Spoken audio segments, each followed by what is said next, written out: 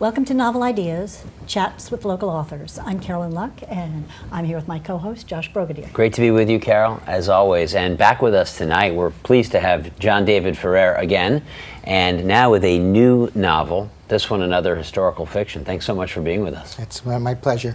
Absolutely.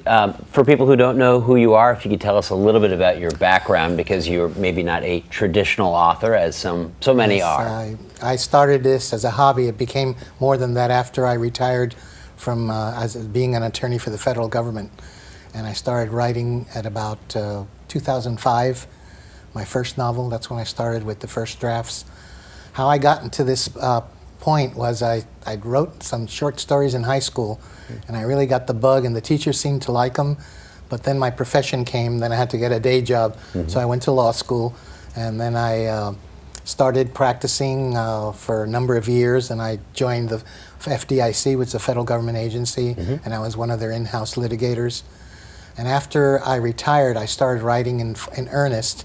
I was teaching at BU, I was teaching law at BU, and then I was also practicing modestly in Framingham downtown, and I had a lot of free time.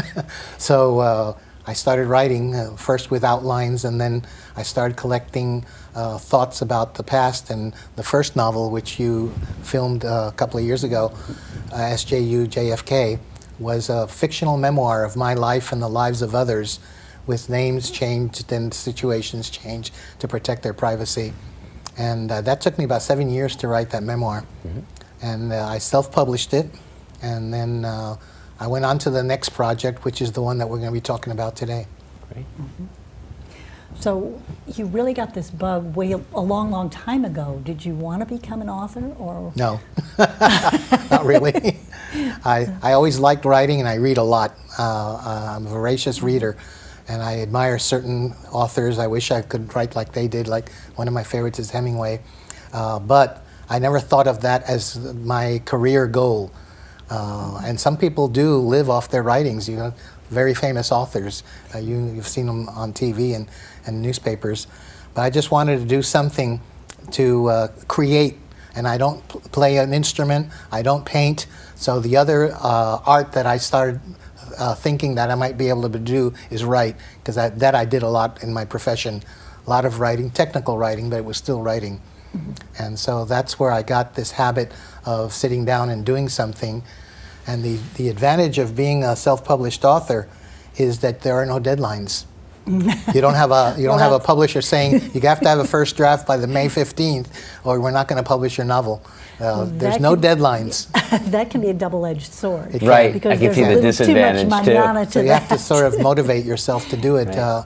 When I'm heavily writing, I write about 6 hours a day. Wow. I start about 9 in the morning after I've had breakfast, and then I run till noon, take a quick break for lunch, and then I write till about 4 o'clock. And then I leave it, and I don't write on the weekends much. It's mostly during the week. And I keep on doing that till I have a decent first draft. And let me qualify the word decent. A readable first draft. And then I start with the second draft. I get my beta readers to look at the third or fourth draft. And then I finally hire some editors to take a look at the final product. Nice. So that's my routine.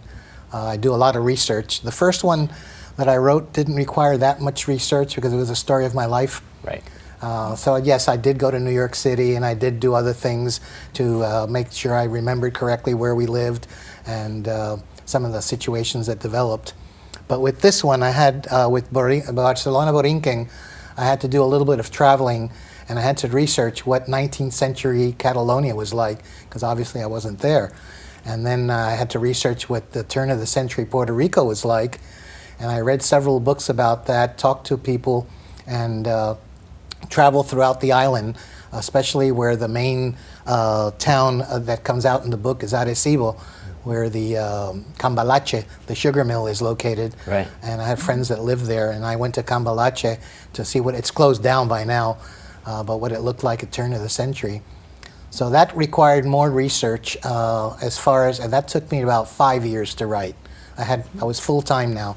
I was retired. I didn't have a job that I had to report to. I wasn't teaching either. So I had a lot more time on my hands, so I did it in less time.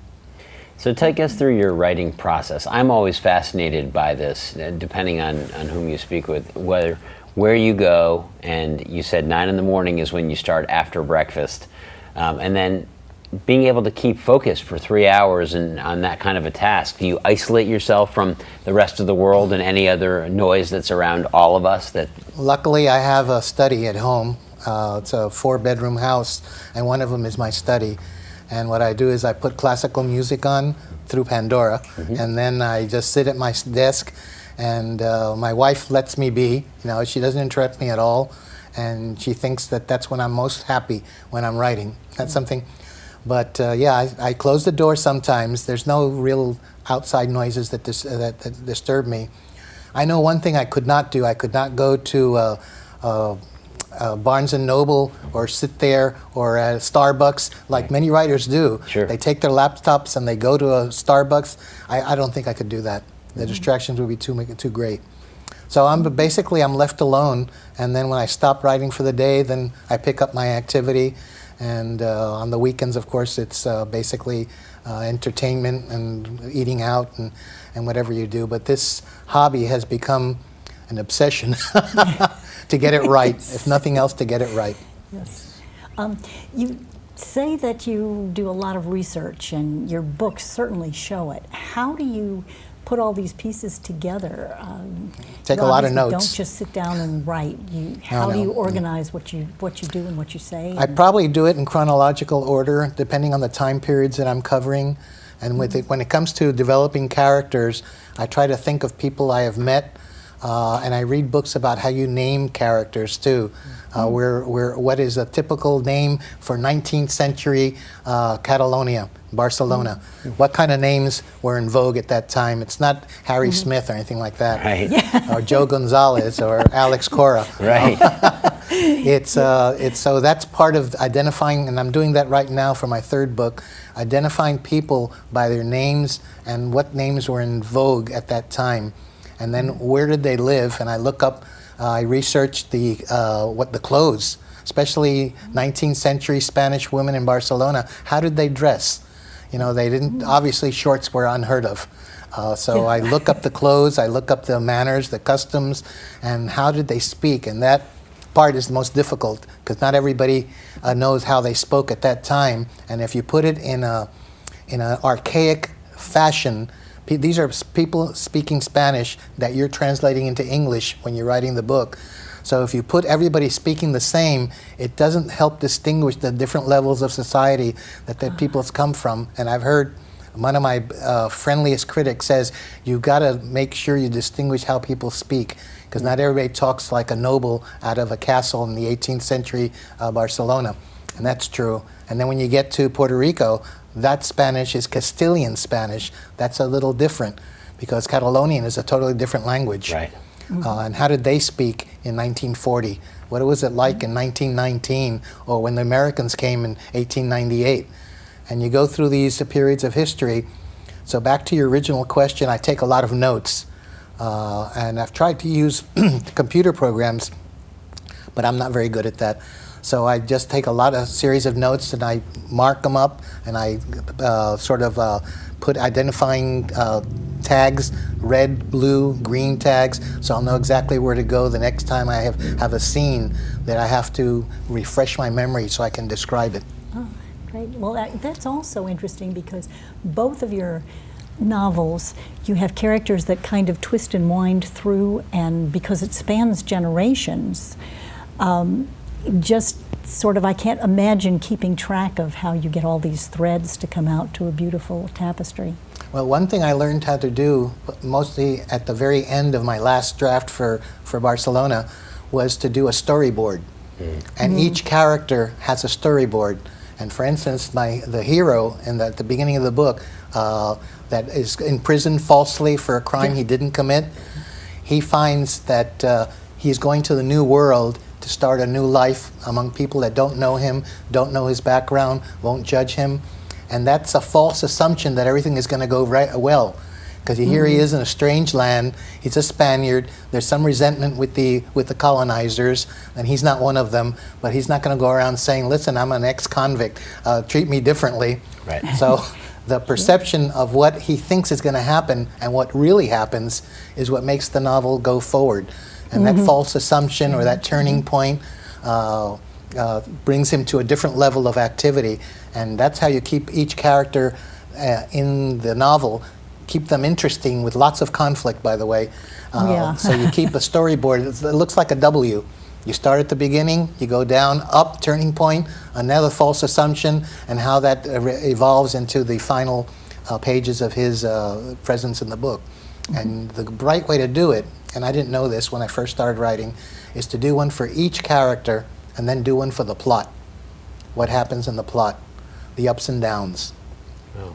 I look forward to delving a little bit more into some of the content of the book. We'll do that in our next segment. But just one question I have about the way you kind of came up with this. Now, your last book was about your life. This is one that you wanted to sort of get involved with the history and how it sort of started from then till now. It's a good question. Was this something that you just, Not many people ask me that, you know that? Yeah. I sat down with an aunt, God bless her soul, she passed away, and she was telling about the family history. Right.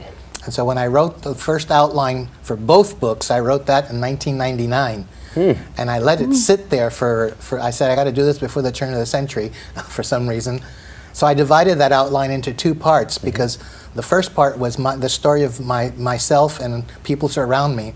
That was the second part, but I wrote that first. Let's see if I got that straight. I wrote an outline, but the first part of the outline was not the first novel I wrote. It was the second part, which is more modern. It starts in 1950 and covers, and there was some flashbacks to the Depression in New York in 1924. Yeah. But this novel goes back to my great-grandfather who emigrated from Catalonia through Spain, and he finally arrived at the island in a little town called Sabana Grande in Puerto Rico. And I don't know much about him, I never met him, but my aunt was telling me about, his name was Vicente Ferrer. And that's the name of one of the characters. Sure is. Yes. Yeah. And that is taken from my great-grandfather, who, again, I never met. And so I've developed how did he get there? What was his motives to go there? He's not the central character, but he does play an important role in the latter part of the novel. And that's how I got started. I want to trace my origins back to Catalonia. And after I wrote this book, many months later, I actually took one of these Ancestry.com tests, that you take your DNA, and it turned out to be exactly what my aunt had said, where my DNA comes from, and it's mostly Spain. Wow, how interesting. Oh, wow. We're looking forward to uncovering this book, opening it up, and seeing everything inside, and we'll do that after we take just a short break. Thanks so much for watching Novel Ideas. We'll be right back. Every year, 40% of all food in the U.S. never gets eaten. 40%. That's almost half the food we produce. Food waste is a serious problem. It impacts all of us. And it's expensive. Your family is throwing $1,500 a year in the trash. We're working hard to put food waste on the chopping block. And you can do the same at home. Learn how to cook it, store it, and share it. Just don't waste it. Go to SaveTheFood.com.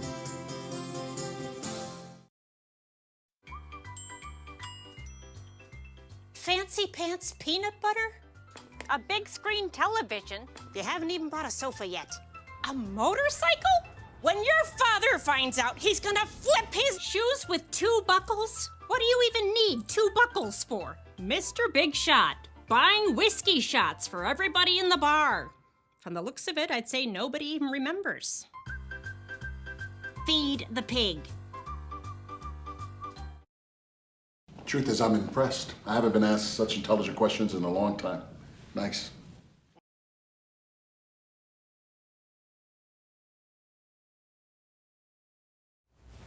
Welcome back to Novel Ideas.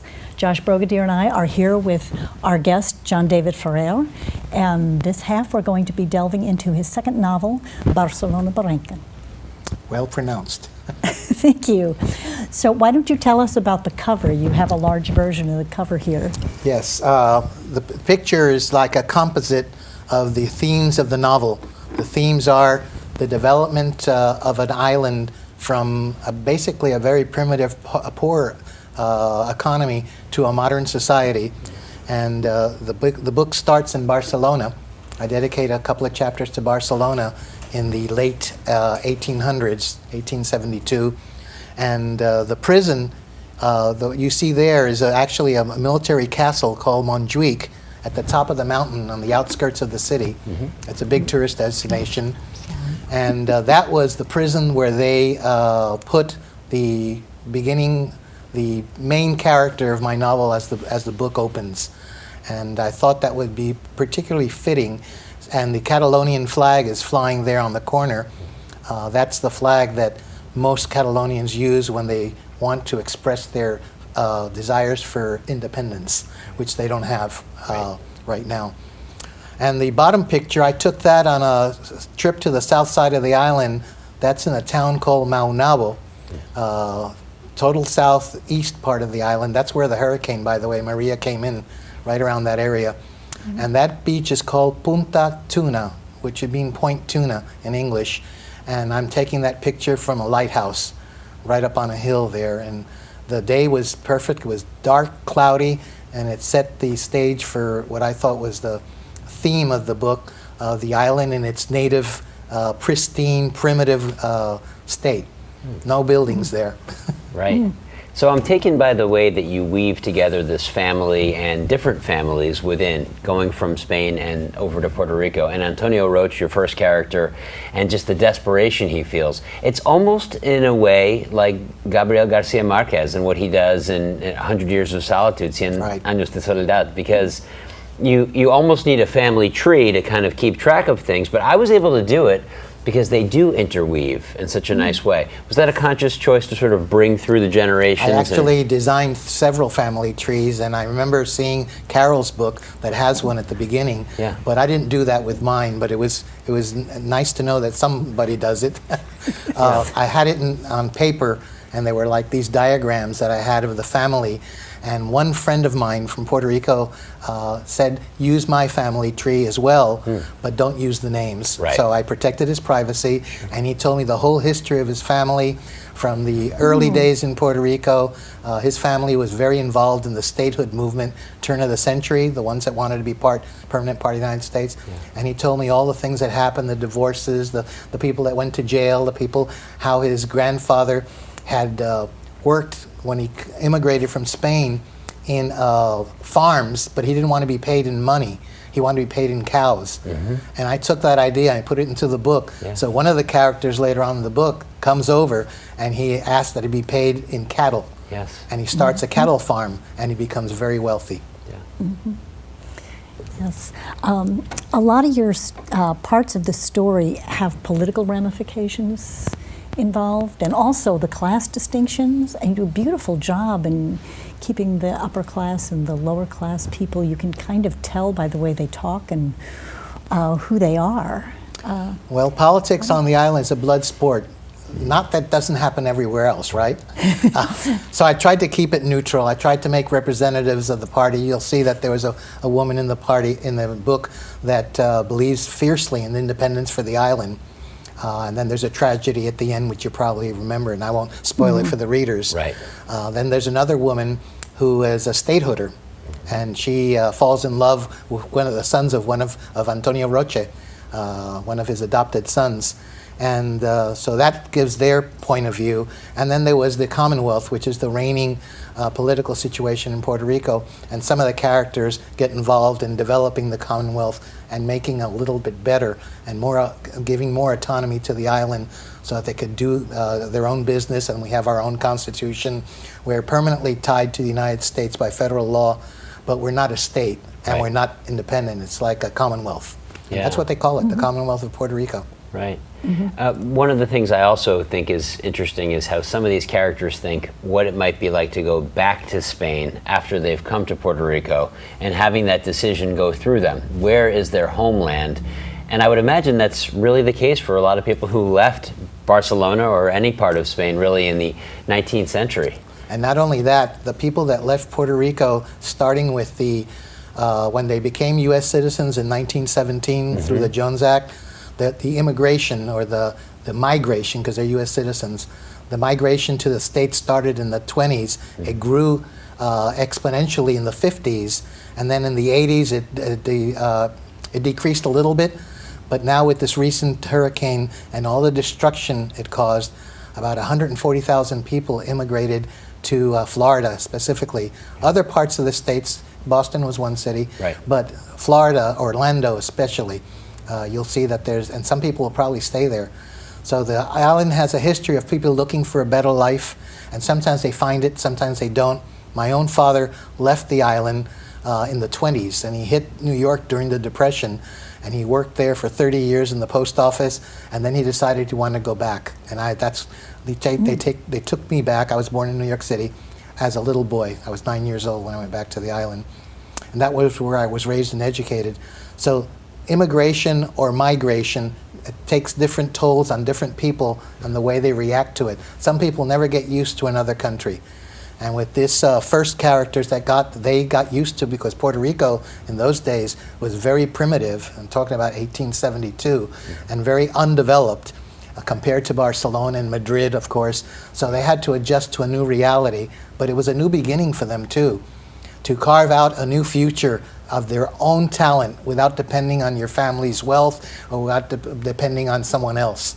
And so some of these characters made it. A few, as you can tell in the book, took some false turns to try to get some extra cash, and there's one character in there that some people like, some people don't, who goes back and steals things after he's turned a corner on looking for a new future. He goes back to his original impulses. Yeah, he's a colorful character. Yeah, and unflattering in some ways. Yeah. In the book, there are 3 hurricanes, and one of them, I love the description of it. I mean, I just kind of was there when you were talking about it. But in light of this recent Hurricane Maria down there, how do you feel like these people managed back then? The island was more primitive in a way. Was that good or bad? The island has suffered from many hurricanes during the last 100 years. We had a real bad one, which was San Felipe, which I describe in the book. Maria was worse than San Felipe 100 years later.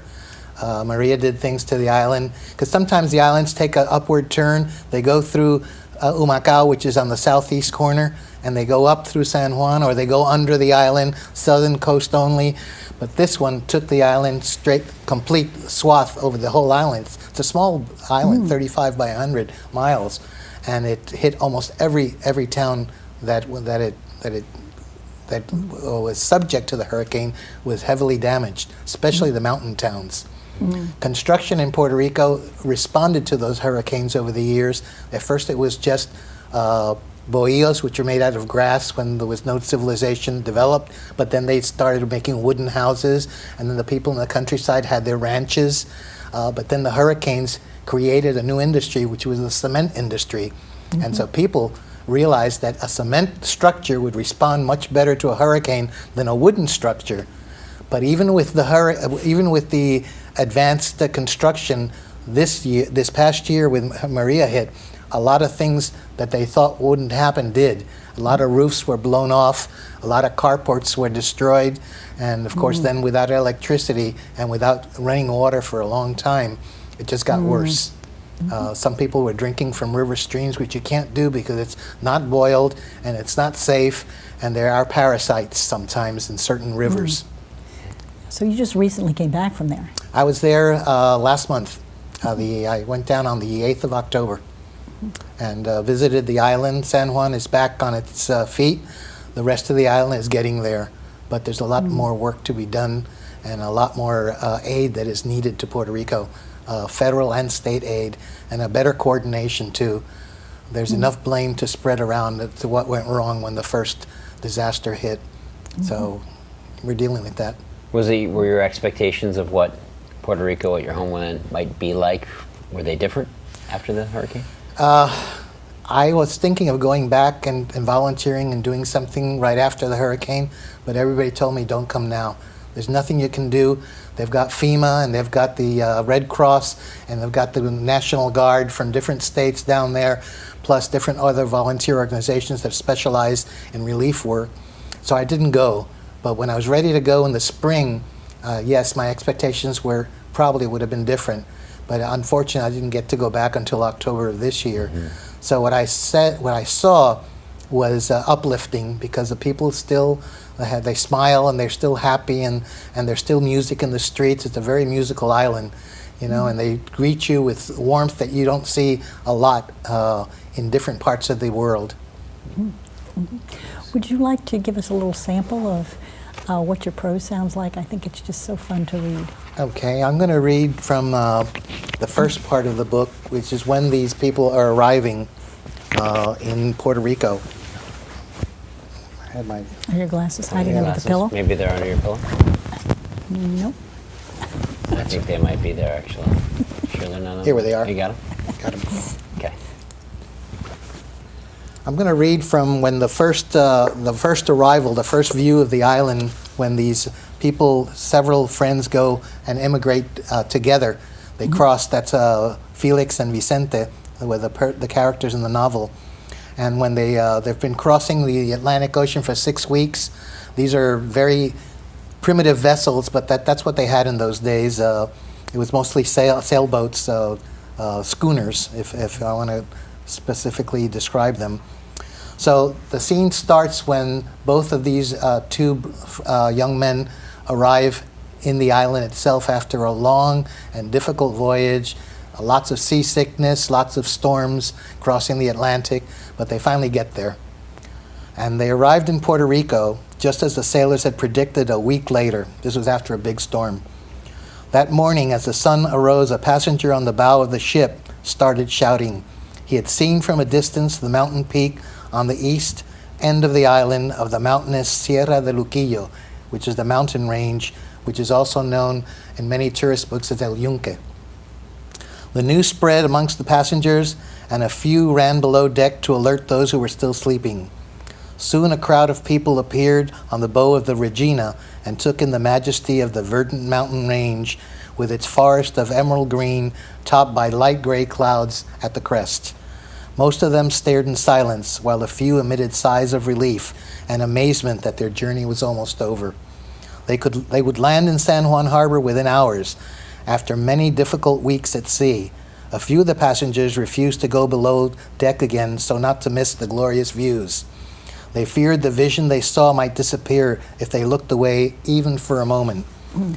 Vicente, who had been absorbing the scene, ran below deck with shouts that woke Felix and everyone else. "Felix, we have arrived in Puerto Rico. You can see the island from the tip of the bow. If you hurry, corre amigo, you'll see how beautiful it really is."